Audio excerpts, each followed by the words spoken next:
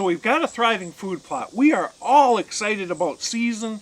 All this, man, we are going to be killing the snot out of deer off of our food plot. You know what? Almost everybody listening that has food plots can take things a step farther just by accessorizing their food plot.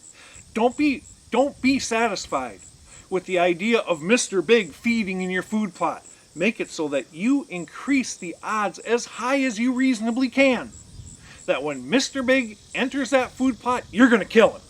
You're going to have that shot opportunity the very first time. Here's some little tips on how you can help do that. First off, water sources. Just about every food plot I put in, I want to complement it with a water source. That's either just simply taking a dozer, scraping out a little hole, or you can go ahead and get anywhere from a 5 to 30 gallon water trough bucket and bury it down to the lip. You do that, you just added your water source. Since we're adding a water source, we might as well do it within shooting range of our stand, shouldn't we?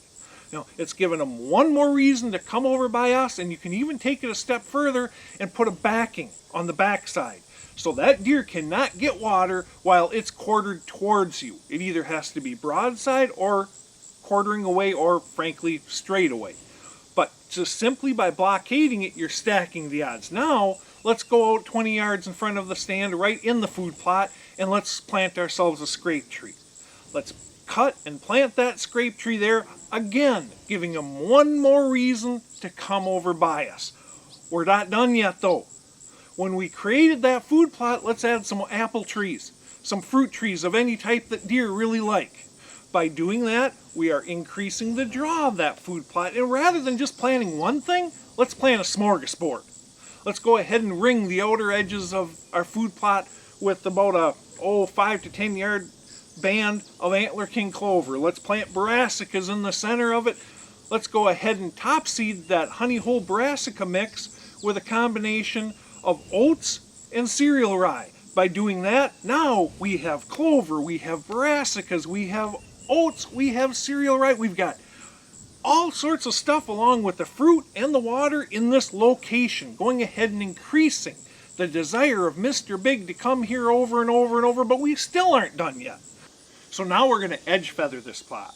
We're going to go around and we're going to hinge cut all the trees that are safe and not too big around the outer, let's say 5 to 10 yards of that food plot. If you'll recall, hinge cutting is doing nothing more than cutting through that tree just far enough to get it to fall, but not so far as to sever that connection to the root system. It actually creates a hinge and it remains connected to the root system, so now we're not only opening the canopy for extra sunlight, spurring new growth, but we also have all that browse that was up there in the canopy now down within the deer's reach.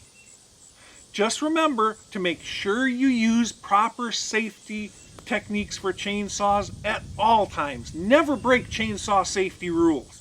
That means wearing the protection. That means do not cut dead trees. Do not fight the tree lean on hinge cutting. You need to cut the opposite side of the tree from where it's leaning. And if it's leaning much more than 10 to 15 degrees, do not cut the darn thing because it's got all that extra tension. It's going to go ahead and barber chair on you much more unpredictably. To cover ourselves, we're actually going to suggest that you hire trained professionals to do this. But now let's leave some openings. Let's leave some openings in this edge feathering where we want the deer to come out, which happens to be upwind of our stand and within shooting range. Lastly, if we have any thick areas, real thick, just go ahead and cut a single stupid trail through the darn thing, leading those deer to our plots. That way, we know where they're going to be feeding, we know where they're going to be coming from. We went ahead and tied that in with our hinge cut bedding areas that are back here, our stands over here, so we have a wind like that, we are golden. And we went ahead and increased the odds of Mr. Big stepping within bow range when he comes out on that plot. Because when he comes out, we want to kill him. Growing Big is brought to you by Wildlife Research Center, the gold standard. Reconics, see what you've been missing. Antler King, bigger bucks, healthier deer. Heater Bodysuit, You stay warm or your money back. Food plots for deer, planning your habitat improvements and improving your hunting. Ferminator, the best food plot implement on earth. Remington, America's oldest gun maker. Nomad, I hunt, therefore I am. Don't just settle for having a productive food source. Make it into a smorgasbord. Add a scrape tree within shooting range. Add a water hole within shooting range. Dictate how the deer are going to enter and exit that plot in safe wind locations. You add all that up, and you know what? Next thing you know, it's not that Mr. Big is entering our food source, but staying out of bow range, Mr. Big is entering our food source and giving us a bow shot every single time he comes in there. Will he do it every single time? No, but that's the goal. We shoot for that goal, and he's going to do it a heck of a lot more than he otherwise would.